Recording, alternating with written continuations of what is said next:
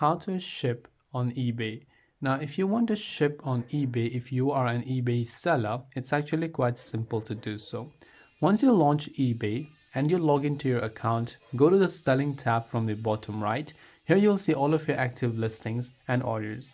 Now, in order to ship an item, you can use a shipping service or offer local pickup. Now for this, you can go to the listing page from the selling tab, scroll to the shipping section and choose to ship the item, like you can offer a local pickup or maybe both, and select a fixed cost or let eBay calculate the cost.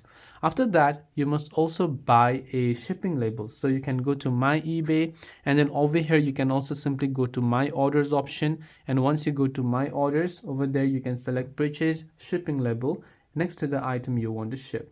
And these are some of the ways on how you can ship items on eBay. I hope the video helped you out. If you have got any further questions, feel free to leave them down below. Thanks for watching and see you soon in the next video.